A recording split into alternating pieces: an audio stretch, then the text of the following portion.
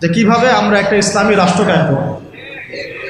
খোলামেলা আলোচনা করতে হবে। এখন আমরা কিভাবে একটা ইসলামী রাষ্ট্র কায়েম করব, তার আগে আরও দু একটা কথা আমাদের জানা উচিত যে ইসলামী রাষ্ট্রের এই কনসেপ্টটা নতুন কোনো কনসেপ্ট না। আদম আলাইহিস সালামও আল্লাহর খলিফা ছিলেন, নূহ আলাইহিস সালামও আল্লাহ পাকের বিধান অনুযায়ী তার জাতিকে পরিচালনা করেছেন, ইব্রাহিম আলাইহিস সালামও করেছেন, তাই না? সবাই করেছেন। নবী মুসা আলাইহিস সালাম করেছেন, ইউসুফ আলাইহিস সালাম করেছেন। খাস করে দাউদ আলাইহিস সালাম, তিনি আল্লাহ পাকের বিধান দিয়ে জেরুজালেম থেকে 40 বছর বিশ্বকে শাসন করেছেন, করেন নাই? তাহলে এটা কোনো নতুন কনসেপ্ট না। খিলাফার যে কনসেপ্ট, এটা কি নতুন কোনো কনসেপ্ট না। খিলাফা মানে কি? খিলাফা মানে হচ্ছে আল্লাহর জমিনে আল্লাহর দিন প্রতিষ্ঠা করা, যেটাকে আমরা বলি ইকামতে দিন। কি বলি? ইকামতে দিন। যে ব্যক্তি আল্লাহ পাকের জমিনে আল্লাহর দিনকে প্রতিষ্ঠা করে তাকে আমরা বলি খলিফা। কি বলি? যেমন উমর রাদিয়াল্লাহু আনহু খলিফা ছিলেন, আবু বকর রাদিয়াল্লাহু আনহু খলিফা ছিলেন, ওসমান রাদিয়াল্লাহু আনহু খলিফা ছিলেন, আলী ইবনে আবি তালেব খলিফা ছিলেন। তারা ছিলেন আল্লাহর খলিফা, মানে তারা আল্লাহর প্রতিনিধি। তারা আল্লাহর জমিনে আল্লাহর বিধান প্রতিষ্ঠা করবেন এবং সেই বিধান দিয়ে বিচার ফয়সালা করবেন। তো এখানে পার্থক্যটা বুঝতে হবে আমাদেরকে, যে গণতান্ত্রিক ক্ষেত্রে, ধর্মনিরপেক্ষ রাষ্ট্রে, কমিউনিস্ট রাষ্ট্রে সেখানে আল্লাহর খলিফা নাই। আল্লাহর খলিফা আছে? কারণ সেখানে আল্লাহর বিধান প্রতিষ্ঠার কোনো ফিকির নাই। আর যেখানে আল্লাহর খলিফা নাই সেখানে কার খলিফা থাকবে? সিম্পল কথা, যেখানে আল্লাহর খলিফা নাই সেখানে কার খলিফা? তাগুতের বিধান বাস্তবায়িত করা হচ্ছে। এই পার্থক্যটা আমাদের বুঝতে হবে। এটা নতুন কোনো কনসেপ্ট নয়। আমাদের নবী সাল্লাল্লাহু আলাইহি ওয়াসাল্লামকে রাষ্ট্র পরিচালনা করেন নাই? তার রাষ্ট্রের নাম কি? না বুঝে বলেন না। তার প্রথম রাষ্ট্রের নাম কি? মদিনা। মদিনা প্রথম ইসলামিক রাষ্ট্রের নাম কি? মদিনা। তারপরে মদিনাকে ভিত্তি করে আস্তে আস্তে আস্তে তিনি মক্কা বিজয় করেছেন। প্রথম ইসলামিক স্টেটের নাম কি? মদিনাতুল মুনাওয়ারা। তো সেখানে কি অন্য ধর্মের মানুষ ছিল না? তাদের অধিকার রক্ষা করা হয়েছে না? তাদের সাথে সনদ হয়েছে না? ইহুদিরা চুক্তি ভঙ্গ করেছে, তখন আমরা আক্রমণ করেছি। কারণ গাদ্দারদের কোনো ক্ষমা নাই। আমরা এই আমাদের অভ্যুত্থানের পরে আমরা হয়তো ওই ভারতীয় দালালদেরকে মাফ করে দিচ্ছি, অনেকে গা ঢাকা দিচ্ছে, অনেক খুনের বিচার হচ্ছে না, আমরা অনেক ছাড় দিচ্ছি আর কি। কিন্তু নবী সাল্লাল্লাহু আলাইহি ওয়াসাল্লামের সুন্নত এটা নয়। তার সুন্নত হচ্ছে জালেমের উপর দয়া, মানে হচ্ছে মাজলুমের উপর খেয়ানত। জালেমের উপর মারহামাত, মাজলুমের উপরে কি? খেয়ানত। নবী সাল্লাল্লাহু আলাইহি ওয়াসাল্লামের সাথে গাদ্দারি করেছে বনু কাইনুকা, নবীজি বের করে দিয়েছেন। তাও একজন মুসলিম নারীর সম্ভ্রমহানি করেছিল, তাতেই পুরা বনু কাইনুকাকে বের করে দেওয়া হয়েছে। আর আমরা তো দেখছি যে প্রকাশ্যে সাইফুল ইসলামকে জবাই করা হলো, কোনো বিচার হইল না, তাই না বিষয়টা? তো এটা বনু কাইনুকার ক্ষেত্রে হয়েছে। আবার বনু নাজির নবী সাল্লাল্লাহু আলাইহি ওয়াসাল্লামকে কি করেছিল? উপর থেকে এই যে আপনার চাকতি বুঝেন, চরকি যেগুলো বলে, কি জানি বলে, জাতা যেগুলোতে ধান পিষ্ট আগেকার মানুষ, এইগুলো উপর থেকে ফেলে আল্লাহ নবীর মাথায় ফেলতে চেয়েছিলেন সাল্লাল্লাহু আলাইহি ওয়াসাল্লাম। এভাবে গুপ্ত হত্যার চেষ্টা করেছিল তারা, বনু নাজির গোত্র। তো এরপরে নবী সাল্লাল্লাহু আলাইহি ওয়াসাল্লাম তাদেরকে আক্রমণ করে অবরোধ করে ওখান থেকে বের করে দিয়েছে। আর বনু কোরাইজা এই আহজাবের যুদ্ধে, খন্দকের যুদ্ধে আমাদেরকে পিছন থেকে ছুরি মারছে। কোরাইশদের সাথে তারা সন্ধি করে আমাদেরকে ভিতর থেকে ক্ষতি করার চেষ্টা করেছিল। নবী সাল্লাল্লাহু আলাইহি ওয়াসাল্লাম তাকে অবরোধ করে ওখান থেকে বের করে দিয়েছে। কখন আমরা তাদের সাথে চড়াও হয়েছি? যখন তারা আমাদের সাথে গাদ্দারি করেছে। তো নবী সাল্লাল্লাহু আলাইহি ওয়াসাল্লামও রাষ্ট্র চালিয়েছেন, মদিনা রাষ্ট্র। সেখানে অমুসলিমদের অধিকার তিনি সুরক্ষিত করেছেন, কিন্তু গাদ্দারদেরকে মাফ করেন নাই। শাতেমে রাসূলকে মাফ করেন নাই। নবীকে যারা গালি দিয়েছেন তাদেরকে মাফ করা হয় নাই। আচ্ছা, নবী সাল্লাল্লাহু আলাইহি ওয়াসাল্লামের মদিনা রাষ্ট্রে কি আল্লাহর আইন ছাড়া অন্য কোন আইন চলেছিল? তাহলে আপনি পার্থক্য বুঝে নেন আমাদের সাথে তাদের কি পার্থক্য। তাদেরও ভূখণ্ড ছিল, মানে নবী সাল্লাল্লাহু আলাইহি ওয়াসাল্লাম এবং সাহাবীদেরও ভূখণ্ড ছিল, আমাদেরও ভূখণ্ড আছে। তাদেরও সরকার ছিল, আমাদেরও সরকার আছে। তাদেরও সার্বভৌমত্ব ছিল, আমাদেরও আছে। তাদেরও সংবিধান ছিল, আমাদেরও আছে। তাদেরও এই আপনার আর কি লাগে? হ্যাঁ, বুঝলেন না? ঠিক আছে, ওটা বলেছি। আর রাষ্ট্র গঠনের 4টা মৌলিক উপাদান লাগে: ভূখণ্ড, হ্যাঁ ভূখণ্ড, হ্যাঁ মাশাআল্লাহ, ভূখণ্ড, সরকার, সার্বভৌমত্ব এবং জনসংখ্যা। এই 4টা মদিনা রাষ্ট্রেও ছিল, আমাদের বাংলাতেও আছে। পার্থক্য তাহলে কোথায়? ওখানে অমুসলিমদের অধিকার খর্ব করা হয় নাই, কিন্তু এখানে মুসলিমদের অধিকার খর্ব করা হচ্ছে। সেখানে অমুসলিমদের অধিকার পর্যন্ত খর্ব করা হয় নাই। কোথায়? মদিনায় অমুসলিমদের অধিকার পর্যন্ত খর্ব করা হয় নাই, আর এখানে মুসলিমদের পর্যন্ত অধিকার খর্ব করা হচ্ছে। পার্থক্য আছে না? পার্থক্য। ওখানে অমুসলিমদের সাথে আমরা কোনো দ্বন্দ্বে যাই নাই যতক্ষণ না তারা আমাদের সাথে গাদ্দারি করেছে, বেইমানি করেছে এবং আমাদেরকে পিছন থেকে ছুরি মেরেছে। এখন দেখা যায় অনেক সময় আমাদেরকে প্রকাশ্যে অখণ্ড ভারতের জয় শ্রীরামের স্লোগান দেওয়া হচ্ছে, প্রকাশ্যে আমাদের ভাইদেরকে অনেককে অত্যাচার করা হচ্ছে, জবাই করে হত্যা করা হলো, আমরা কোনো ব্যবস্থা গ্রহণ করতে পারছি না। আমরা দৃষ্টান্তমূলক কোনো শাস্তি এখন পর্যন্ত দিতে দেখি নাই। এটা আফসোস আমাদের জন্য। কিন্তু নবী সাল্লাল্লাহু আলাইহি ওয়াসাল্লামের যুগে একজন দিনী বোনের ইজ্জতের বিনিময়ে তিনি পুরা বনু কাইনুকাকে একেবারে মদিনা থেকে বের করে দিয়েছেন একদম। আমরা কিন্তু সেটা করতে পারি নাই। তারপরে নবী সাল্লাল্লাহু আলাইহি ওয়াসাল্লামের যুগে মদিনায় ওখানে কি আল্লাহর বিধান ছাড়া অন্য কোনো বিধান দিয়ে রাষ্ট্র চলেছে? তাহলে আমাদের এখানেও সবই আছে, কিন্তু এখানে আল্লাহর বিধান নাই। আল্লাহর বিধান দিয়ে এই রাষ্ট্র পরিচালিত হচ্ছে না। সেখানে নবী সাল্লাল্লাহু আলাইহি ওয়াসাল্লাম সাহাবীদের মধ্যে যে পরিমাণ ভ্রাতৃত্বের বন্ধন স্থাপন করেছিলেন, সেই ভ্রাতৃত্বের বন্ধন আমার রাষ্ট্রের মধ্যে আসলে নাই। জাতীয় কোনো ঐক্য আমরা খুব একটা দেখছি না, বরং আমরা দেখছি এখানে জাতীয় বিভক্তি।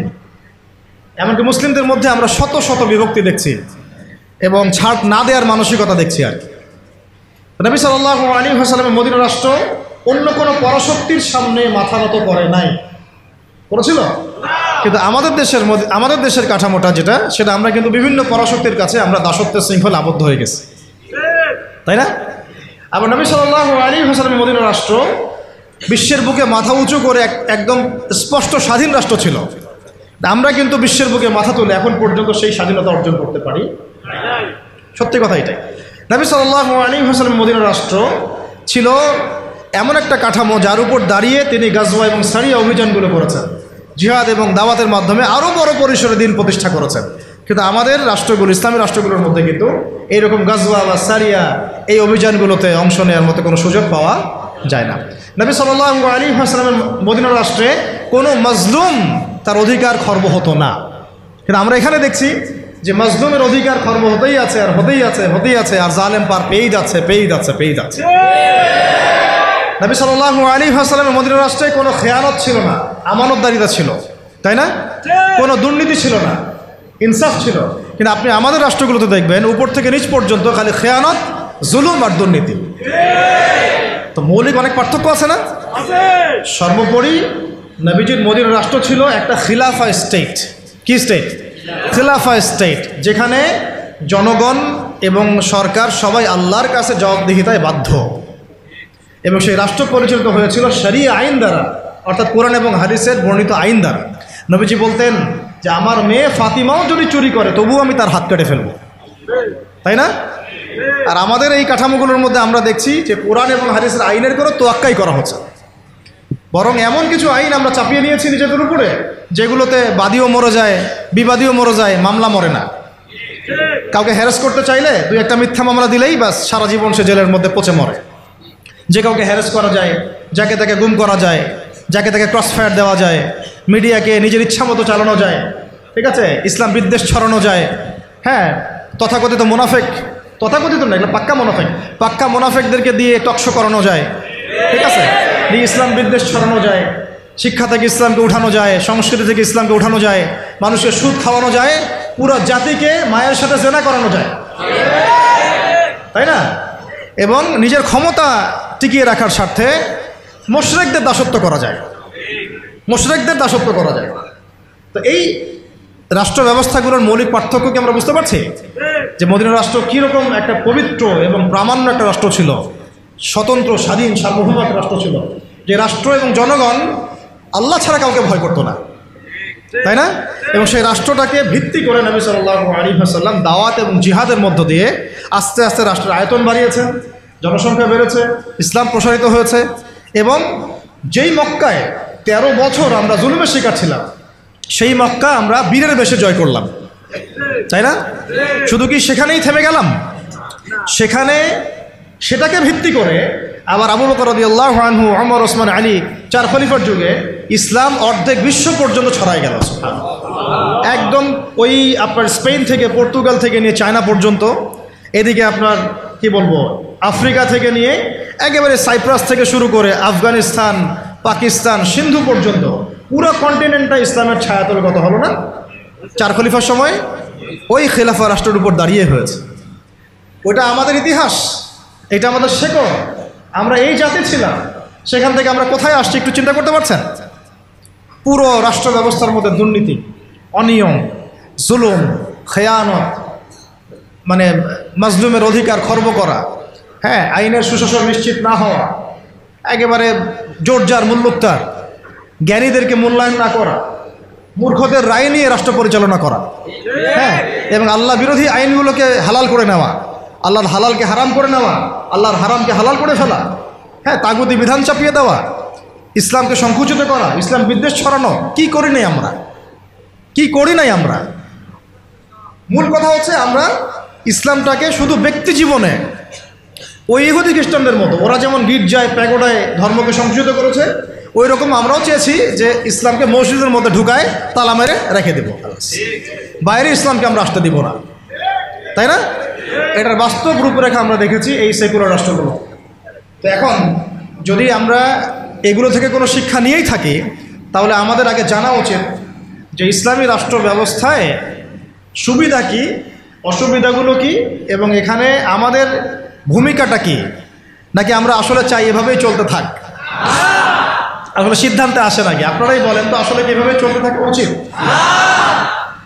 দেখেন, এভাবে যদি চলতে থাকে, আমি আপনাদেরকে গ্যারেন্টি দিচ্ছি, আল্লাহ না করুক, যদি এইভাবে চলতে থাকে, তাহলে ব্যক্তি জীবনেও আপনি ইবাদত করার স্বাধীনতা হারাবেন।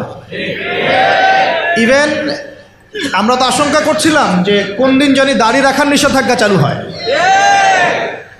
আপনারা কি তুরস্কের ইতিহাস পড়েছিলেন? যখন তুরস্ক প্রথম বিশ্বযুদ্ধে অটোম্যানরা যখন মানে ফার্স্ট ওয়ার্ল্ড ওয়ারে অংশ নিয়েছিল, হেরে গিয়েছিল, মোস্তফা কামাল আতাতুর্ককে ক্ষমতায় বসানো হয়েছিল, তখন আজান বন্ধ হয়ে গিয়েছিল, মাদ্রাসা বন্ধ হয়ে গিয়েছিল, মসজিদ তালা মারা হয়েছিল, দাড়ি রাখা নিষেধ করা হয়েছিল। এমন কোনো জুলুম নাই তখন করা হয় না। তো এভাবে যখন ইসলামকে রাজনৈতিক অঙ্গন থেকে সরিয়ে ফেলা হয়, তখন আস্তে আস্তে ইসলাম ব্যক্তি জীবন থেকে উঠে যায়, উঠিয়ে দেওয়া হয়। একটা সহজ সরল বিষয়, আমার কাছে যদি এই পুরো মিরপুর এলাকার, ধরেন অন্য কথা বাদ দিলাম, পুরো মিরপুর এলাকার অথরিটি যদি আমার কাছে থাকে, এবং আমি যদি একজন স্বাধীন শাসক হই মিরপুরের, ফর এক্সাম্পল, একটা এক্সাম্পল দিচ্ছি, যে এই মিরপুর অঞ্চলটুকুর স্বাধীন শাসক একজন আমি, ধরেন XYZ, বা আপনি আব্দুর রহমান, ওয়েবার ইজ। এখন আপনার অথরিটি আছে, আপনি চাইলে আপনার এলাকার সব মদের বার বন্ধ করতে পারেন, সব জুয়ার আসর আপনি বন্ধ করতে পারেন, আপনি আপনার এখানে প্রশাসনিক বাহিনী দিয়ে এখানে জরিমানা করতে পারেন, আইনের সুশাসন নিশ্চিত করতে পারেন, আপনি এই এলাকার সমস্ত মসজিদকে আবাদ করতে পারেন, সমস্ত বক্তব্যে কোরআনের একেবারে কি বলবো, কোরআনের শিক্ষা প্রচার প্রসার আপনি বাস্তবায়ন করতে পারেন, প্রত্যেকটা মাদ্রাসাকে আপনি আরও উন্নত করতে পারেন, এমনকি ওলামায়ে কেরামদেরকে ভাতা দিতে পারেন, তাই না? তাদেরকে আপনি উন্নত জীবন দিতে পারেন, তাদেরকে জুলুমের হাত থেকে বাঁচাতে পারেন। মানে এক কথা, এই এলাকায় আপনি আল্লাহ এবং তার রাসূলের বিধানকে বাস্তবায়ন করতে পারবেন, সমস্ত জুলুমের শেকড় উপড়ে ফেলতে পারবেন। কিন্তু যদি এই এলাকার শাসন ক্ষমতা আপনার হাতে না থাকে, আমি যদি একটা সাধারণ মানুষ হই, তাহলে আদৌ কি আপনি এগুলো করতে পারবেন? এই সহজ কথাটা আমরা বুঝি না। অনেকেই আমরা আমাদের কাপুরুষতার কারণে ঝুঁকি নিতে হবে এখানে, এই কারণে এখানে জীবন যাওয়ার সুযোগ আছে, এই কারণে এই কথাগুলো বলাও আমরা ছেড়ে দিয়েছি। বিগত 15 বছরে কিন্তু এগুলো খুব একটা বলাও হয় নাই, বা যারাই বলতে চেষ্টা করেছেন তাদেরকে উঠিয়ে নেওয়া হয়েছে। আর এটা আল্লাহ পাকের রহমত যে আমরা এখনো বেঁচে আছি। বাঁচার তো কথা ছিল না, বাঁচার কথা কিন্তু ছিল না। আল্লাহ পাক তার দিনকে তার জমিনে প্রতিষ্ঠা করার জন্য, প্রসার করার জন্যই হয়তো আমাদেরকে রেখেছেন, অন্য কোনো উদ্দেশ্য নাই আমাদের এখানে। তো এখন আমরা যদি এই সুযোগকে কাজে না লাগাই, যদি আমরা সবাই মিলে এই সুযোগকে কাজে না লাগাই, তাহলে কে জানে আবার 10-20 বছর পরে বা 5 বছর পরে, আল্লাহ না করুন, যদি আরও বড় কোনো জালেম চেপে বসে, তাহলে না থাকবে আমাদের কোনো দেহ, আর না থাকবে আমাদের কোনো গর্দান। আর যদি আমরা এখনই সংশোধন হতে পারি এবং আমাদের ইসলামটাকে আস্তে আস্তে ব্যক্তি পর্যায় থেকে নিয়ে সমাজে, অর্থনীতির মধ্যে, রাজনীতির মধ্যে নিতে পারি, ইনশাআল্লাহ এত সহজে তারা আমাদেরকে উৎখাত করতে পারবে না। পারবে? ইনশাআল্লাহ পারবে না। তো এই জিনিসটাই এখন বেশি আলোচনার দরকার তাহলে এখন আসেন একটা বিষয় একটু আপনাদের সামনে স্পষ্ট করতে চাই যে খালি পয়েন্টসগুলো বলবো, বিস্তারিত আপনাদেরকে বলতে হবে না, আপনারা বুঝতেছেন, আমি বুঝতে পারছি। শুধু পয়েন্টগুলো বলবো যে কি কি সুফল হতে পারে যদি একটা ইসলামিক রাষ্ট্র ব্যবস্থা আমাদের মাথার উপরে আসে বা একটা ইসলামপন্থী গভর্নমেন্ট আমাদের মাথার উপরে আসে, তাহলে আমরা কি কি সুবিধা পাইতে পারি। অনেকে হয়তো মনে করেন যে এটা থাকলেও যা, না থাকলেও তা। তো অনেকে আবার এগুলো নিয়ে আলোচনা করেন না বা করেন না, এতে করে এটা মাথা থেকে মাইনাস হয়ে গেছে। একটা বিষয় বুঝেন, এটা আসলে আমার একটা বুঝ আর কি, নিজের মতো করে বলছি আর কি। একটা বিষয় কি, একটা বিষয়ের অভিজ্ঞতা মানুষের না থাকলে সেই বিষয়টার মর্ম এহমিয়ত কিন্তু মানুষ বুঝে। যেমন ধরেন আমরা যারা এখনও কক্সবাজারে কেউ যায় নাই, তাকে আপনি যতই বলেন যে সমুদ্রটা এমন, সমুদ্রটা ওই রকম, সমুদ্রের পাড়ে দাঁড়ালে এমন হয়, ওইখানে এত এইরকম বাতাস থাকে, মেরিন ড্রাইভ রোডটা এইরকম, সে কিন্তু কল্পনায় আনবে, কিন্তু সে কিন্তু উপলব্ধি করতে পারবে না। বুঝতে পারছি কথা? সিমিলারলি আপনি শুনেছেন যে মদিনা এমন, মক্কা এমন, কখনো যান নাই, আপনি কিন্তু উপলব্ধি করতে পারবেন না। রাষ্ট্র ক্ষমতায় আমরা দাড়ি টুপিওয়ালা মানুষরা সংখ্যাগরিষ্ঠতা নিয়ে, হ্যাঁ, একেবারে পুরা রুটির টুকরাটা আমরা কখনো পাইনি এ পর্যন্ত।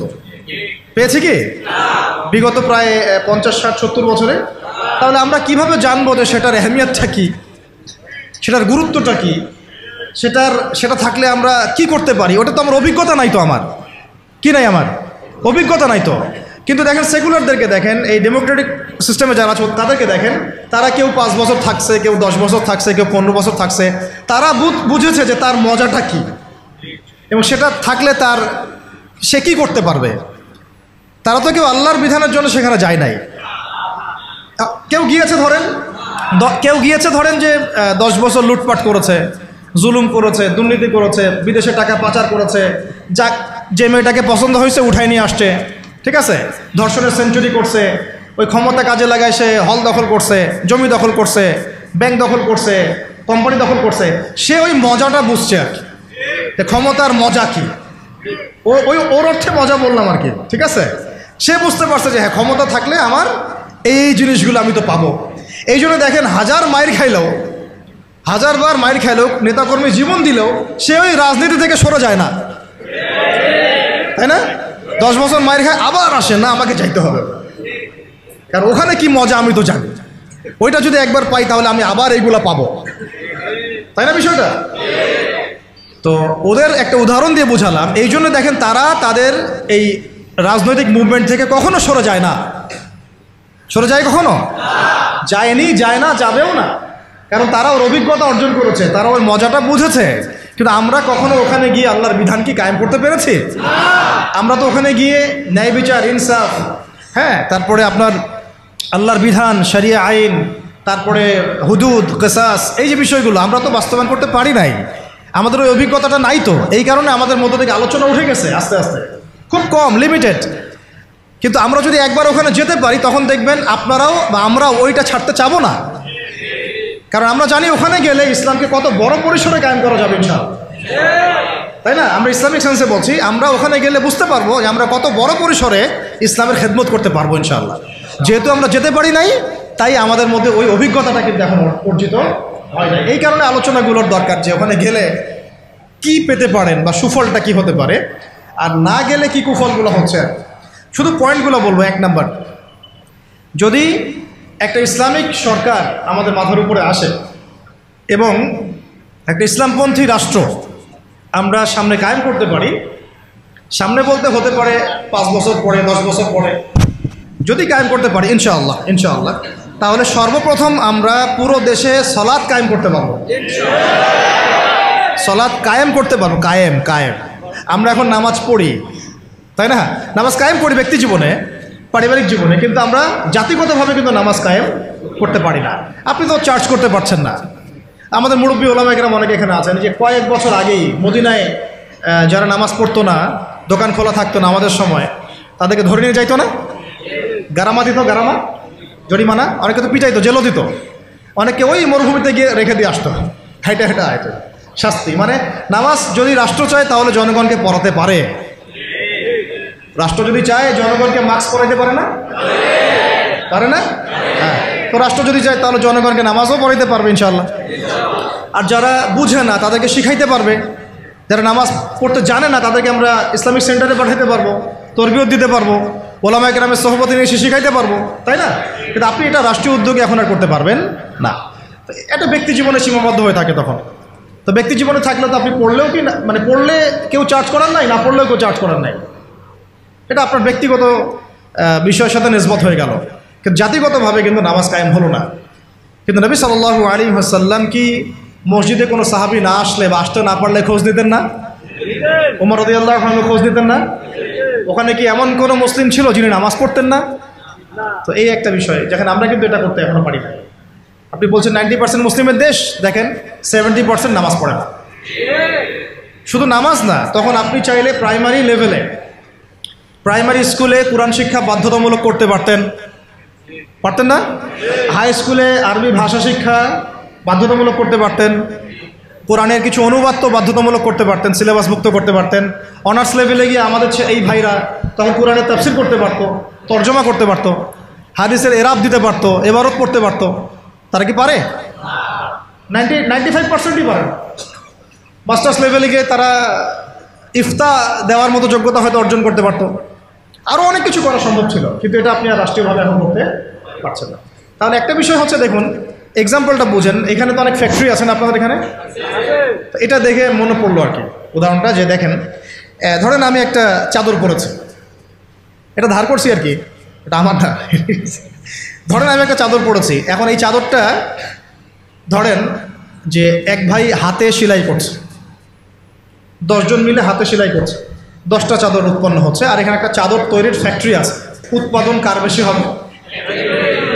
ইসলামিক রাষ্ট্র হচ্ছে একটা ফ্যাক্টরির মতো কাজ করবে, যা ইসলাম আরও অনেক বেশি ছড়াই দিতে পারবে, যেটা ব্যক্তিগতভাবে অতটা সম্ভব হয়ে ওঠে না। দাওয়াতের মাধ্যমে হয়, দাওয়াতের মাধ্যমে ব্যক্তিগত ইসলাম হয়, মানুষ ফিরে আসে, কিন্তু বড় পরিসরে ইসলাম কায়েম হয় না।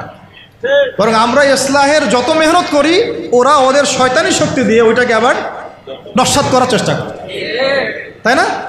আমরা ইসলাহ করে মানুষকে আল্লাহর পথে ডাকার চেষ্টা করি, ওরা গান বাজায় দিল, কনসার্ট করাই দিল, পর্নোগ্রাফি চালু করে দিল, মেয়ে নাচাই দিল, আল্লাহ বিরোধী আইন 4টা-5টা চালু করে দিল, বাস আপনার মেহনতের উপর পানি পড়ে গেল, তাই না বিষয়টা?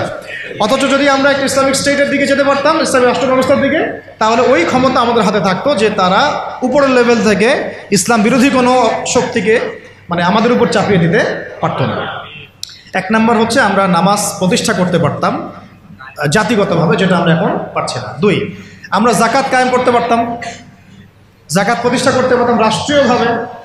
এটা মুসলিমদের জন্য বলছি, নামাজ এবং যাকাতের বিষয়গুলো। অমুসলিমদেরকে নিয়ে তো আমাদের এখন এভাবে ফিকির নাই। তারা আমাদের রাষ্ট্রে থাকবে, আমরা সহ অবস্থান করব, আমরা তাদের ধর্ম পালনে কোনো বাধা দিব না, আবার আমরা তাদের ধর্ম পালনের অংশও হব না। মানে না আমি মূর্তি ভাঙতে যাব, আর না আমি মূর্তি পাহারা দিব, আর না আমি মূর্তি গড়ে দিব। তারা লাকুম দিনুকুম ওয়ালিয়া দিন, তোমাদের দিন তোমরা পালন করো, আমাদের দিন আমরা পালন করব। এবং তোমরা আমাদেরকে জিজিয়া দিবা। কি দিবা? এই জিজিয়া কেন দিতে হবে? কারণ এই জিজিয়ার বিনিময়ে আমরা তাদের জান, মাল, সম্পদ, সন্তান সবকিছু নিরাপত্তার দায়িত্ব নেব, যেটা মদিনা রাষ্ট্রে ছিল। এটাকে বলা হয় যে তারা ইসলামিক রাষ্ট্রের মধ্যে আমাদের জিম্মায় থাকে, আমাদের জিম্মায় থাকে। ওই জিম্মা শব্দও তো এরা বুঝে না, এরা মনে করে জিম্মা মানে মনে হয় জিম্মি, পরিবার, আমার পরিবার। আপনি আমাকে জিজিয়া দিবেন, আপনার পুরো জান, মাল, ইজ্জত, পরিবারের দায়িত্ব আমাদের। কেউ আপনাদের দিকে বাঁকা চোখে তাকাইতে পারবে। যদি তাকাইতে আসে কোনো মুসলমানও যদি আপনার উপর জুলুম করতে আসে, আমরা ওই মুসলমানের হাত কেটে ফেলে দেব যখন আপনার উপর জুলুম হবে। তখন যদি আপনি মাজলুম হন আর মুসলিম জালেম হয়, তাহলে আমরা তার বিরুদ্ধে ব্যবস্থা নেব। এটা হচ্ছে জিম্মাদারি। তো এরা দেখলাম যে এতটুকু বুঝে না। আমাদের একটা স্ট্যাটাস নিয়ে দেখলাম ভারতীয় একটা মিডিয়া এইসব অপপ্রচার চালাইছে আর কি, যে উনি বলছে যে অমুসলিমদেরকে জিম্মায় নিয়ে চলে আসবে। আরে ভাই, জিম্মা তো ভালো শব্দ। জিম্মা এত বড় শব্দ যে মানে আমার সন্তান যদি আপনার বিরুদ্ধে অন্যায় করে, আমি আমার নিজের হাতে সন্তানকে শাস্তি দিব, এটা হলো জিম্মা। যাই হোক, এটা তারা বুঝে না। এটা তাদের জন্যে না, এই সালাত এবং যাকাতের বিষয়টা কাদের জন্য না? মুসলিমদের জন্য। অমুসলিমদের জন্য এটা নয়। আমরা তাদেরকে দাওয়াত দিব। কি করব? তাদেরকে দাওয়াত দিব। যাকাত প্রতিষ্ঠা করা সম্ভব কিভাবে? আমরা রাষ্ট্রীয়ভাবে আমাদের যাদের নেশাব পরিমাণ সম্পদ হয়েছে, একেবারে তালিকাভুক্ত করে শুমারি করে একটা প্রশাসনের বাহিনীকে লাগিয়ে দিয়ে এটাকে আমরা মানে উত্তোলন করতে পারি কিনা? নবী সাল্লাল্লাহু আলাইহি ওয়াসাল্লাম করেছিলেন কিনা? আবু বকর সিদ্দিক, ইবনুল খাত্তাব বিন আফফান, উসমান বিন আফফান, আলী ইবনে আবি তালেব তারা করেন নাই? তখন কি এই জাকাতের অর্থগুলো গরিব মানুষের কাছে সমানভাবে বন্টন করা হয় নাই? জাকাতের 8টা খাতে। এবং তখন কি সমাজের মধ্যে গরিব মানুষের সংখ্যা বেশি ছিল না কম? একজনও খুঁজে পাওয়া যায় তো? ওয়াল্লাহি এখনও যদি আমরা জাকাত ভিত্তিক অর্থ ব্যবস্থা চালু করতে পারতাম তাহলে আমাদের সমাজেও কোনো গরিব মানুষ থাকতো না। আপনাদের যত ওই কমিউনিজমের মতবাদ আছে, আর ওই পুঁজিবাদ আছে, আর এই সমাজতন্ত্র আছে, হ্যাঁ, আর এই যে আরও যত মতবাদগুলো আছে ওয়ার্ল্ড ব্যাংকের, IMF-এর, হ্যাঁ, ফেডারেল রিজার্ভ ব্যাংকের, এই সমস্ত মতবাদগুলোই ফেল করছে। মানবতার কল্যাণে তারা কিছুই করতে পারে না। মানবতার কল্যাণে প্র্যাকটিক্যালি কাজ করে দেখিয়েছেন নবী মুহাম্মদ সাল্লাল্লাহু আলাইহি ওয়াসাল্লাম কিভাবে ইসলামী এবং জাকাত ভিত্তিক অর্থ ব্যবস্থার মধ্য দিয়ে সমাজের দরিদ্র মানুষের হক আদায় করতে হয়, এটা তিনি দেখিয়ে দিয়েছেন। আপনারা সেটা কিছুই করতে পারেন, খালি এসব গদবাধা আমাদেরকে ইকোনমিক্সের বই পড়াইছেন। ইকোনমিক্সের কী করছেন? বই পড়াইছেন। আর ইকোনমিক্সের পড়া এত জরুরি এই যুগে, ইসলামিক ইকোনমিক্স না হলে যে আমাদেরকে কিভাবে তারা সুদখোর বানাচ্ছে আপনি চিন্তাও করতে পারবেন না। সাম্য তো কায়েম করতে পারেনই নাই, ইনসাফ তো করতে পারেনই নাই, বরং মানুষকে খাইয়েছেন রিবা, সুদ, ঘুষকে জায়েজ করছেন, দুর্নীতি হয়েছে, টাকার মান কমানো বাড়ানো নিয়ে ইনফ্লেশন করেছেন, গরিবের রক্ত চুষে খাইছেন, হ্যাঁ, একটা অংশ দিন দিন ধনী হয়েছেন, বাকি অংশকে গরিব বানাইছেন। মানুষের রক্তচোষা, শ্রমিকদের রক্তচোষা, গরিবদের রক্তচোষা অর্থনীতি দিয়েছেন মানুষকে। এবং এর ফলে মানে বৈশ্বিক জুলুম আপনারা প্রতিষ্ঠা করেছেন এই অর্থনীতি সিস্টেমের মধ্য দিয়ে। এইটা নিয়ে কথা বলতে গেলে আমার 1 ঘন্টা সময় লাগবে, এটা আমি অন্য একদিন বলবো ইনশাল্লাহ। শুধু এই টপিকের উপর কথা বলবো ইনশাল্লাহ, যে বর্তমান অর্থ ব্যবস্থা ধোঁকাবাজি, বর্তমান অর্থ ব্যবস্থার অর্থনৈতিক সিস্টেমের ধোঁকাবাজি আপনি শুনলে আপনার চোখ কপালে চলে যাবে। আসলে যারা কম জানে ওরা ঘুমাইতে পারে শান্তিতে, যারা আসলে জানে তারা ঘুমাইতে পারে, বুঝছেন? আসলে সত্য কথা এটাই। এত ধোঁকাবাজি হয়েছে অর্থনীতির মধ্যে, এমনভাবে গরিব মানুষকে নির্যাতন করা হয়েছে, এমনভাবে ওদের রক্ত চোষা হয়েছে। আল্লাহর কসম করে বলতেছে বাংলাদেশের বেশিরভাগ মানুষ এটার হদিসই নাই, তারা জানেই না। এবং এর পিছনে আছে ওই পশ্চিমা পরাশক্তি আর ওই ইসরায়েল এবং আমেরিকার শক্তি, এরাই কাজগুলো করছে সারা ওয়ার্ল্ডে। আল্লাহ পাক আমাদেরকে বোঝার তৌফিক দান করেন। এখন এই জাকাত ভিত্তিক অর্থ ব্যবস্থা প্রতিষ্ঠা করা কিন্তু এখন ব্যক্তিগতভাবে সম্ভব নয়। ব্যক্তিগতভাবে সম্ভব, রাষ্ট্রীয়ভাবে যদি রাজনৈতিক ক্ষমতায় আমরা যেতে পারতাম ইসলামপন্থীরা, তাহলে এটা সম্ভব ছিল ইনশাআল্লাহ। 3 নাম্বার দেখুন যে আমাদের যে বাজার আছে, বাজার বলতে 2 রকম বাজার, একটা হচ্ছে আঞ্চলিক বাজার, একটা হচ্ছে বিশ্ব বাণিজ্য। এই দুটো বাজারের মধ্যে হারাম আছে না, হারাম পণ্য আছে না, মাপে কম দেওয়ার বিষয় আছে না, সিন্ডিকেট আছে না, থার্ড পার্টির তেলেসমাতি আছে না, এই সমস্ত বিষয়গুলোকে আমরা নিয়ন্ত্রণ করতে পারছি না। কিন্তু ইসলামী অর্থ ব্যবস্থা থাকলে বা ইসলামী বাজার ব্যবস্থা থাকলে, ইসলামিক যদি আমরা কী বল সাম্যের ইকোনমি যদি আমাদের সামনে থাকতো, তাহলে আমরা এই প্রত্যেকটা হারামকে বন্ধ করতে পারতাম ইনশাআল্লাহ। আমরা এই মজুদদারিগুলো বন্ধ করতে পারতাম, আমরা সিন্ডিকেট বন্ধ করতে পারতাম, আমরা এই যে ইনফ্লেশন বন্ধ করতে পারতাম, আমরা এই বাজারের যে জুলুমগুলা, দুর্নীতিগুলো, এগুলো বন্ধ করতে পারতাম। এগুলো কিন্তু আমরা বন্ধ করতে পারছি না। বরং ইনস্ট্যান্ট শাস্তির আওতায় আনা সম্ভব ছিল, আমরা এটা করতে পারছি না শুধুমাত্র ইসলামিক বিধান না থাকার কারণে। আল্লাহ পাক আমাদের বোঝার তৌফিক দান করেন। তারপরে দেখুন 4 নম্বর হচ্ছে আমাদের পুরো অর্থ ব্যবস্থায়, এটা ভালো করে বোঝেন, পুরো অর্থ ব্যবস্থায় ইকোনমিক সিস্টেমের মধ্যে 3টা জিনিস খুব মোটা দাগে আছে। একটা হলো জুলুম, একটা হলো খেয়ানত, একটা হচ্ছে দুর্নীতি। কি বললাম? জুলুম, খেয়ানত, দুর্নীতি। এই 3টা আমরা দূর করতে পারি নাই আমাদের অর্থ ব্যবস্থা থেকে। যদি ইসলামিক অর্থ ব্যবস্থা থাকতো, জাকাত ভিত্তিক, সাদাকা ভিত্তিক, কৃষি ভিত্তিক, শিল্প ভিত্তিক, হালাল বাণিজ্য, আঞ্চলিক এবং বৈশ্বিক, তাহলে দেখতেন ইনশাআল্লাহ সমস্ত জায়গা থেকে জুলুম, তারপরে আপনার এই খেয়ানত এবং এই দুর্নীতি একটাও স্থান পেত না। কারণ এটাতে জনগণকে আমরা তখন আল্লাহর কাছে জবাবদিহি করতে বাধ্য করতাম এবং আল্লাহ পাকের বিধান অনুযায়ী বিচার ফয়সালা করতাম। আল্লাহ পাকের বিধান অনুযায়ী বিচার ফয়সালা করা হতো, তখন তারা এই সাহসটা পেত না। 5 নম্বর হচ্ছে দেখুন যে ইসলাম বিরোধী যত মতবাদগুলো আছে, যেমন ধরেন কয়েকটার কথা তো বললাম, যেমন ইসলাম বিরোধী অনেক মতবাদ, আসলে তারা তো বুঝতে পারেন না যে কমিউনিজম একটা ইসলাম বিরোধী মতবাদ, সেকুলারিজম একটা ইসলাম বিরোধী মতবাদ। এইগুলো তো পলিটিক্যাল, এর বাইরে সামাজিক অনেক ব্যাপার আছে। যেমন ইসলাম বিরোধী বিভিন্ন মতবাদ সংস্কৃতি, কাদিয়ানি মতবাদ ধরেন, তারপরে ইসাই মুসলিমদের ফিতনা, ইসলাম বিরোধী যত মতবাদ, যেমন এই কমিউনিজম বা so-called communism, so-called democracy, so-called secularism, বা এই যে LGBTQ, তারপরে রিবা, কাদিয়ানি মতবাদ, এনজিওদের সুদের ফিতনা, ইসাই মুসলিমদের ফিতনা, যত ইসলাম বিরোধী মতবাদগুলো আছে এইগুলোকে রাষ্ট্রীয়ভাবেই আস্তে আস্তে আস্তে মিটিয়ে ফেলা সম্ভব ছিল। কিন্তু ইসলামী রাষ্ট্র ব্যবস্থা না থাকলে এটাকে আপনি মেটাতে পারবেন না, বরং তারা সমাজে আধিপত্য বিস্তার করার চেষ্টা করবে এবং তারা ফ্লুয়েন্টলি তাদের মিশনে কাজ করতে শুরু করবে, যেটা আমরা দেখেছি তারা কাজ করছে। কাদিয়ানিদেরকে কেউ ঠেকাচ্ছে কি? না। ইসাই মুসলিমদের ফিতনা কি কেউ ঠেকাতে পারছি? আমরা হয়তো দাওয়াত দিতে পারছি, বুঝাতে পারছি, ওদের এলেমের এগেনস্টে আমরা আমাদের এলেম জাহির করতে পারছি, মোনাজারা হচ্ছে, কিন্তু ওদের উপর কোনো কঠোর ব্যবস্থা কিন্তু আমরা গ্রহণ করতে পারছি না। ওটা ব্যক্তিগতভাবে সম্ভব হচ্ছে না, কিন্তু রাষ্ট্র থাকলে আমরা পারতাম। LGBTQ, যে ওরা বলছে LGBTQ বইয়ের মধ্যে নিয়ে আসতেছে, রাস্তায় মানববন্ধন করছে, অধিকার চাচ্ছে, আইন পাস করতে বলছে, সমকামিতার আইন পাস করতে বলছে, সুদ তো আগেই হালাল করে ফেলছে তারা, মদের লাইসেন্স তো এগুলো আগেই দেওয়া হয়েছে, পতিতালয়ের লাইসেন্স আগেই দেওয়া হয়েছে। ইসাই মুসলিমরা কাজ করতেছে, শুধু এনজিওরা কাজ করতেছে, কাদিয়ানিরা কাজ করতেছে। আমরা কি এগুলোর একটাও গোড়ার থেকে কেটে ফেলতে পারছি? আচ্ছা, তো এটা আমরা পারতাম যদি আমাদের কাছে ইসলামী শাসন ব্যবস্থা বা ইসলামী একটা ইমারা বা একটা খেলাফা রাষ্ট্র থাকতো। এই জিনিসগুলো আমাদেরকে বুঝতে হবে। আল্লাহ পাক বোঝার তৌফিক দান করুন। কয়টা বলছি? 5টা। 6 নম্বরটা খুব বেশি ইম্পর্টেন্ট। এটা আমাদের জন্য খুব বেশি ইম্পর্টেন্ট এই কারণে যে এটা জাতির মেরুদণ্ড। আমাদের জাতির মেরুদণ্ড কি? শিক্ষা।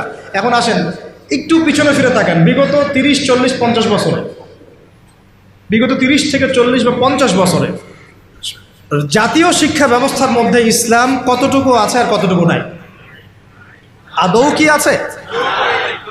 জাতীয় শিক্ষা ব্যবস্থা, আমি কিন্তু মাদ্রাসা শিক্ষার কথা বলছি না। আচ্ছা, মাদ্রাসা শিক্ষা ব্যবস্থা প্রণয়ন করতে হলো কেন? কারণ জাতীয় শিক্ষা ব্যবস্থার মধ্যে ইসলাম নাই, তাই। মাদ্রাসাগুলো না থাকলে তো ইসলাম মিটাই ফেলতো তারা। মাদ্রাসাগুলো না থাকলে কি করতো? ইসলাম মিটাই ফেলতো। তো মাদ্রাসার খেদমত তো একটা সুরত। আমার দেশের 80%, 90% মানুষ মুসলিম, কোটি কোটি ছেলে মেয়ে স্কুলে পড়াশোনা করে, কলেজে পড়াশোনা করে, ইউনিভার্সিটিতে পড়াশোনা করে। আচ্ছা, তাদের কি মৌলিক অধিকার না যে তারা প্রাইমারি স্কুলে কোরআন শিখবে, হাই স্কুলে তারা অন্তত আরবিটা শিখবে, ফরজে আইনের জ্ঞান জানবে, হাদিস শিখবে, সিরাত শিখবে, কোরআন অনুবাদ করতে পারবে বা কোরআনের তাফসীর করতে পারবে, অথবা তারা ফিকহ বা উসুলের জ্ঞানগুলো অর্জন করবে, মুফতি হবে, মুহাদ্দিস হবে, মুফাসসির হবে? এই অধিকার কি আমাদের এই কোটি কোটি ছেলের নাই, মেয়েদের নাই? আমরা শিক্ষাকে একদম সেকুলার করে ফেলছি। শিক্ষা ব্যবস্থার মধ্যে ইসলাম আনা যাবে না, ঠিক যেমন রাষ্ট্র ব্যবস্থার মধ্যে ইসলাম আনা যাবে না, অর্থনীতির মধ্যে ইসলাম আনা যাবে না, ঠিক ওই রকমই শিক্ষা ব্যবস্থার মধ্যেও ইসলাম আনা যাবে না। এই কনসেপ্টটাই আমরা আমাদের জাতিকে দীর্ঘদিন যুগের পর যুগ অন্ধকারে রাখছি। এই জন্য দেখা যায় একজন এমপি সাহেব কোরআন তেলাওয়াত করতে পারে না, একজন BCS ক্যাডার সূরা ফাতিহা পড়তে পারে না, একজন বুদ্ধিজীবী টকশো ফাটাই ফেলতেছে, একদম টকশো থেকে একদম কি একটা অবস্থা, টেবিল থাপড়ায় থাপড়ায় কথা বলছে, কিন্তু এদিকে সে ওযুর ফরজ বলতে পারে না। হ্যাঁ, এইভাবে আমরা আমাদের সমাজটাকে একদম ধ্বংস করে ফেলছি। এই জায়গায় কথা বলতে গেলে আমি একটু উত্তেজিত হয়ে পড়ি। আমরা আমাদের সমাজের শিক্ষাটাকে একদম ধ্বংস করে ফেলছি, একেবারে ধ্বংস করে ফেলছি। আমাদের আর্মি অফিসারদের কি এই অধিকার ছিল না যে তারা কোরআনে হাফেজ হবেন, তারা মুহাদ্দিস হতে পারবেন, মুফতি হতে পারবেন? হ্যাঁ, নবী সাল্লাল্লাহু আলাইহি ওয়াসাল্লামের যুগে যারা ফ্রন্টলাইন সোলজার, ফ্রন্টলাইন মুজাহিদ, তারা কি মুফতি ছিলেন না, মুহাদ্দিস ছিলেন না, কারি ছিলেন না, হাফেজ ছিলেন না? তাহলে আমাদের তো তারা ফ্রন্টলাইন যোদ্ধা, তাদের মধ্যে কয়জন হাফেজ, কয়জন আলেম, কয়জন কারি, কয়জন মুফতি, কয়জন মুহাদ্দিস? অথচ তাদেরকে এগুলো শিখতে দেওয়া হয় নাই। কারণ তারা এগুলো শিখে যদি আবার আল্লাহর পথে ফিরে আসে, তারাই যদি আবার ইসলামী রাষ্ট্রের কথা বলে। র্যাবের ভাইদের অধিকার ছিল না, পুলিশের ভাইদের অধিকার ছিল না? আমাদের বিজিবির ভাইদের অধিকার নাই? সবার অধিকার ছিল, বুদ্ধিজীবীদের, আমাদের ব্যবসায়ীদের, আমাদের যে আওয়াম জনগণ যারা, সবার অধিকার ছিল না? এই যে তোমরা যারা জেনারেল লাইন স্টুডেন্ট, তোমাদের অধিকার ছিল না? শিখতে দেওয়া হয় নাই। কিন্তু আমরা তাদেরকে মেসেজ দিতে চাই যে আপনাদের এটা শেখার পূর্ণ অধিকার আছে, এবং আপনারা যদি এগুলো শিখে আল্লাহকে চিনতে শিখেন, রাসূলকে চিনতে শিখেন, এবং ইসলামিক রাষ্ট্রের গুরুত্ব তাৎপর্য বুঝতে শিখেন, আল্লাহ পাক আপনাদেরকে এই যুগের খালিদ আর ওমর বানাই দেবেন ইনশাআল্লাহ। এবং আপনারাই ইনশাআল্লাহ আজ হোক আর কাল হোক আপনারাই বলবেন যে এই রাষ্ট্রটা যেন ইসলামী রাষ্ট্র হয়। যখন আপনারা দেখতে থাকবেন, বুঝতে থাকবেন যে হ্যাঁ কত জুলুমের শিকার হচ্ছি আমরা, আর ইসলামী রাষ্ট্র না থাকার কারণে আমরা কিভাবে বঞ্চিত হয়েছি, বৈষম্যের শিকার হয়েছে, তখন আপনারা নিজেরাই ইনশাআল্লাহ তাআলা দাওয়াত এবং জিহাদের মধ্য দিয়ে এই বাংলার মধ্যেই আপনারা ইসলামী রাষ্ট্র কায়েম করবেন ইনশাআল্লাহ। আমরা দোয়া করি যেন আমাদের এই ভাইদেরকে আল্লাহ হেদায়েত দান করেন। ঠিক আছে? এখন এই শিক্ষা ব্যবস্থার সংস্কার ব্যক্তিগতভাবে কি সম্ভব? ব্যক্তিগতভাবে আপনি হয়তো একটা স্কুল করলেন, ওই যে আমি বললাম যে আমি একটা প্রতিষ্ঠান করেছি, আপনি একটা মাদ্রাসা করেছেন, উনি একটা মক্তব করেছেন, উনি একটা স্কুল করেছেন, কলেজ করেছেন, এই পর্যায়ে পড়তে থাকবেন। তারপরেও এখানে তো কিছুটা খেদমত করার সুযোগ আমাদের আছে, বাকি ক্ষেত্রগুলো তো একেবারেই বন্ধ করে দিয়েছে, তাই না? আর একটু ভেবে দেখেন, একটু চোখ বন্ধ করে ভেবে দেখেন, যদি ইসলামী রাষ্ট্র ব্যবস্থা থাকতো, ইসলামিক গভর্নমেন্ট থাকতো, তাহলে কত চমৎকার শিক্ষা ব্যবস্থা থাকতো, কত চমৎকার হতো প্রাইমারি স্কুলগুলো। প্রত্যেকটা প্রাইমারি স্কুল হয়ে যেত একটা মাদ্রাসার মতো, কত সুন্দর হতো আমাদের হাই স্কুলগুলো, আমাদের ইউনিভার্সিটিগুলো। থাকতো না কোনো ফ্রি মিক্সিং, থাকতো না কোনো নারী পুরুষের অবাধ মেলামেশা, থাকতো না কোনো অপরাজনীতি, থাকতো না কোনো জুলুম, আবরারকে এভাবে পিটায় হত্যা করার সুযোগ হতো না কারো। হ্যাঁ, হতো? থাকতো না কোনো, আর কি বলবো, হ্যাঁ, বেপরদামি, বেহায়ামি, এগুলো থাকতো না। তো আল্লাহ পাক আমাদেরকে ইসলামী শিক্ষা ব্যবস্থার দিকে জাতিকে নিয়ে যাওয়ার তৌফিক দান করবেন। আর এটা না থাকলে কি হবে? না থাকলে দিন বিবর্জিত শিক্ষা ব্যবস্থা চালু করা হবে, যেটা চালু করা হয়েছে। 7 নম্বর হচ্ছে, যদি আমরা ইসলামিক রাষ্ট্র গঠন করতে পারতাম তাহলে ব্যাপকভাবে মসজিদ, মাদ্রাসা, ইসলামিক সেন্টার, হ্যাঁ, তারপরে ইসলামিক বিশ্ববিদ্যালয়, একদম আল আজহারের মতো, মদিনা বিশ্ববিদ্যালয়ের মতো, দারুল উলুম দেওবন্দের আদলে অনেক বড় বড় প্রতিষ্ঠান আমরা দেশের মধ্যে করতে পারতাম। বাইরের কান্ট্রিগুলো থেকে স্টুডেন্টরা এসে আমার দেশে পড়াশোনা করে, কিন্তু এটা কি আমরা কিন্তু করতে পারি না। বরং উল্টা দেখবেন, যদি এটা না থাকে তাহলে কি হচ্ছে, ব্যক্তিগত পর্যায়ে আপনাকে কাজ করতে হবে। এছাড়া বরং আমরা এমন একটা অবস্থা চলে যাব যে অন্যের কাছে হাত পাততে হবে আমাদেরকে একটা প্রতিষ্ঠান করার জন্য। আর রাষ্ট্র থাকলে রাষ্ট্রই দায়িত্ব নিত, টিচারদের বেতন দিবে রাষ্ট্র, ওস্তাদদের বেতন দিবে রাষ্ট্র, ইমাম সাহেবদের বেতন দিবে রাষ্ট্র, তাদেরকে গাড়ি দেওয়া হবে, তাদেরকে ফ্ল্যাট দেওয়া হবে, তাদের তো অধিকার আছে, তাদেরকে রেশন দেওয়া হবে, তাদেরকে দেশের সম্পদ হিসেবে গড়ে তোলা হবে, এবং জাতির আকীদা আমলের সংস্কারের জন্য তাদেরকে রাষ্ট্র কাজে লাগাবে। বরং রাষ্ট্র একটা গঠনমূলক সিলেবাস প্রণয়ন করবে, যেটা পড়লে সবার মধ্যে যে মিসকনসেপশনসগুলো দূর হয়ে যাবে। সম্ভব ছিল? হয় নাই। আচ্ছা, এরপরে আসেন 8 নম্বর হচ্ছে যে আমাদের দেশের একটা অন্যতম গুরুত্বপূর্ণ ক্ষেত্র হচ্ছে কৃষি এবং শিল্প, তাই না? কৃষি এবং শিল্প। তো কৃষি এবং শিল্পের মধ্যে দুর্নীতি হয় নাই? কম না বেশি? তো এই দুইটা সেক্টর এত বেশি গুরুত্বপূর্ণ, যেটা রাষ্ট্রের অর্থনীতি গড়ার মূল কারিগর বলা যায়। তো এই কৃষি এবং শিল্পের সমস্ত দুর্নীতিকে বন্ধ করা সম্ভব ছিল যদি ইসলামী রাষ্ট্র ব্যবস্থা থাকতো, যেটা আমরা করতে পারি নাই। কৃষক ভাইদেরকে অধিকার দেওয়া হয় নাই। যে পণ্যটার দাম এখানে 100 টাকা, দেখবেন সেই বেচারা বিক্রি করছে 10 টাকায়। কৃষকের সাথে সরাসরি সরকারের সম্পর্ক নেই, মাঝখানে বহু থার্ড পার্টি আছে। তাহলে ওদের উপর জুলুম হচ্ছে না? শ্রমিক, যে শ্রমিকের আপনি গার্মেন্টসে বেতন দিচ্ছেন 10,000 টাকা, 12,000 টাকা, এই পণ্যগুলোকে এক্সপোর্ট করে তারা কোটি কোটি টাকার বিজনেস করছে। তো তাদের এবং রাষ্ট্রের মাঝখানে একটা কি আছে, মধ্যস্থতা করার একটা মাঝখানে থার্ড পার্টি আছে।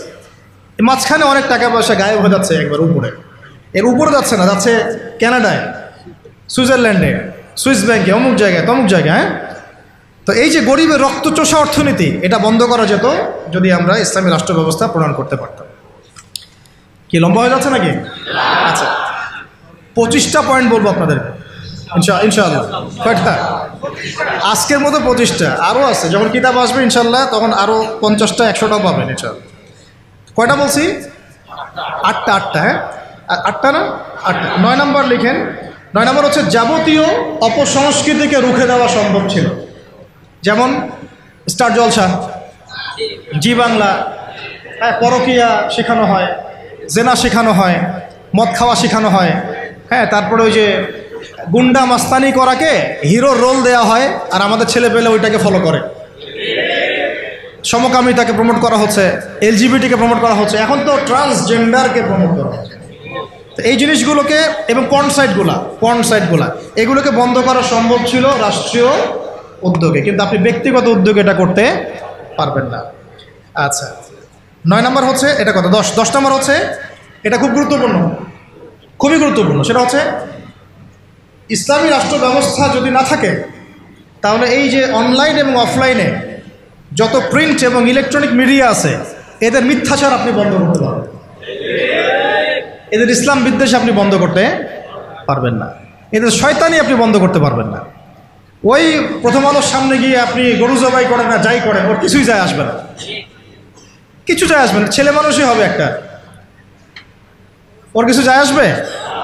শয়তানের এগুলোতে কিছু যায় আসে নাকি? তো যদি ইসলামী রাষ্ট্র ব্যবস্থা আপনার হাতে থাকতো, তাহলে আপনি আইন প্রণয়ন করে হোক, নীতি নির্ধারণ করে হোক এবং আইনের সুশাসন নিশ্চিত করে হোক, ইসলামের স্বার্থকে সর্বোচ্চ অগ্রাধিকার দিয়ে আপনি এগুলোকে নিয়ন্ত্রণ করতে পারবেন। ইসলামী শাস্তি এগুলাই, ইসলামী শাস্তি এগুলা, দর্রা, বেত্রাঘাত, হাত কেটে ফেলা, কি তাই না, রজম করা। এই জন্যে এই ভয়ে তো বহু মানুষ চায় না যে ইসলামী রাষ্ট্র হোক। বহু মানুষ এই কারণে ইসলামী রাষ্ট্র চায় না যে ইসলামী রাষ্ট্র ব্যবস্থা আসলে পরে তাদের ব্যক্তি জীবনের গুনাহ তারা করতে পারবে না। কারণ ব্যক্তি জীবনে জেনা করে, ও তো চাইবে না ইসলামী রাষ্ট্র আসুক।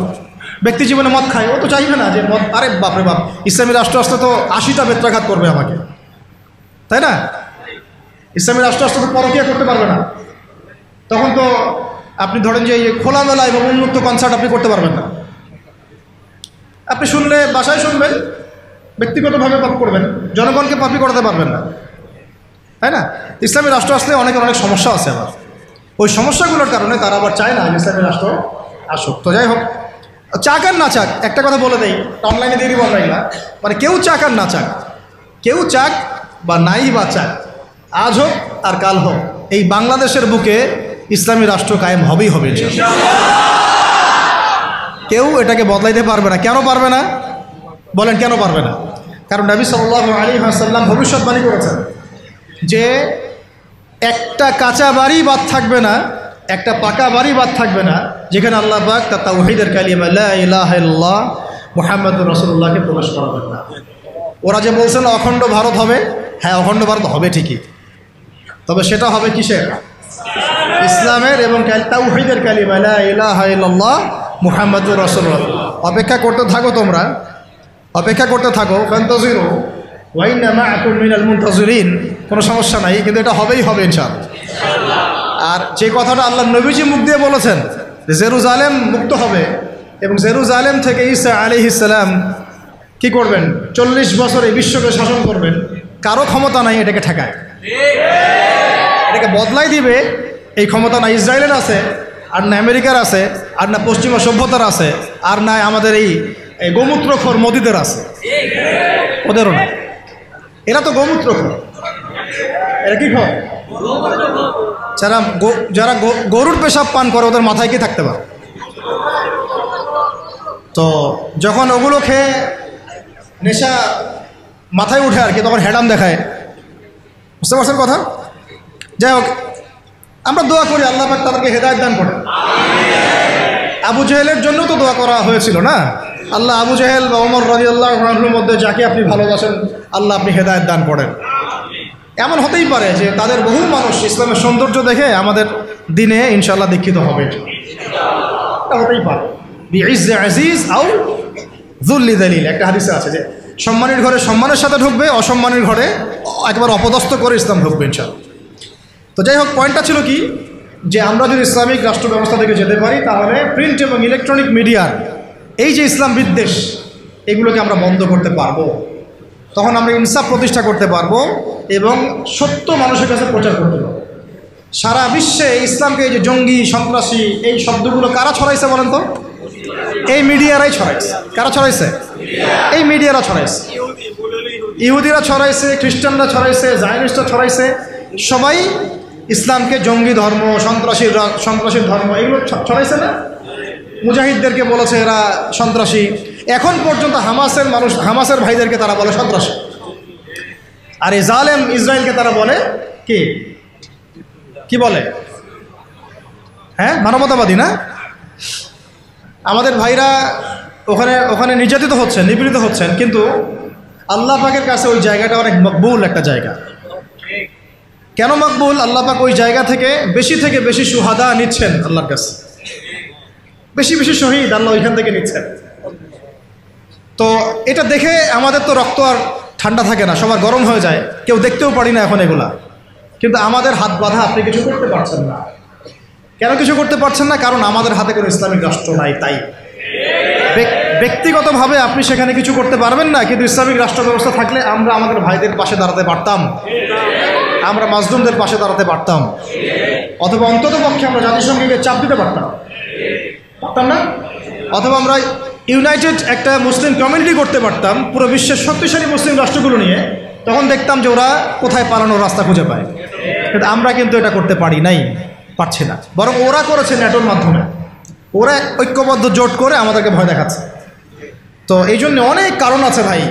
এই কারণগুলো আমাদেরকে একটা দিকেই এখন নিসবত করছে যে আমাদের একটা মুসলিমদের একটা ইসলামপন্থী রাষ্ট্র দরকার, ইসলামপন্থী সরকার দরকার। আদারওয়াইজ আমরা বিশ্বের বুকে স্বাধীন হতে পারবো না। এমনকি আমরা আমাদের মাজলুম ভাইদেরকে সাহায্য করতে পারছি। আল্লাহ আমাদেরকে বোঝার তৌফিক দান করুন। আচ্ছা, 10 নম্বর হচ্ছে, এটা 10 না 11 হচ্ছে সমস্ত সামাজিক অশ্লীলতা, যেমন বেপরদামি, কিশোর গ্যাং, মাদকের আকড়া, জুয়ার আকড়া, এগুলোকে আপনি বন্ধ করতে পারবেন না যদি ইসলামিক রাষ্ট্র ব্যবস্থা না হয়। 13 নম্বর হচ্ছে আইনের সুশাসন বলে একটা শব্দ শুনি আমরা। এটা গদবাদ একটা শব্দই থাকে, এর আসলে বাস্তব খুব একটা প্রয়োগ হয় না।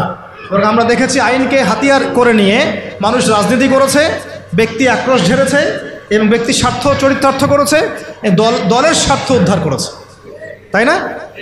ওলামায়ে কেরামরা কি অপরাধ করেছিলেন শাপলা চত্বরে, যে তাদের সবার উপরে 10টা 5টা করে মামলা দিতে হবে? বলেন। যারা মারলো তাদের বিরুদ্ধে মামলা হলো না, যারা মরলো তাদের বিরুদ্ধে মামলা হলো। তারা কি অপরাধ করেছিলেন? এখনো বহু ওলামায়ে কেরাম 5টা 6টা 10টা করে মামলা নিয়ে কাঁধে নিয়ে ঘুরছেন না? তাহলে আইনের সুশাসন কি এখানে হয়েছে? নিশ্চিত। এখন পর্যন্ত এই পরিবর্তিত সরকার বলছেন এখন পর্যন্ত এগুলোকে উইথড্র করা হয় নাই, এখন পর্যন্ত মামলাগুলো থেকে উইথড্র করা হয় নাই, এখন পর্যন্ত বহু গুম হওয়া মানুষকে উদ্ধার করা হয় নাই। আর আমরা জানি তারা কি পরিমাণ কষ্টে আছেন। আমরা গেস করতে পারি যে তারা কি পরিমাণ কষ্টে আছে।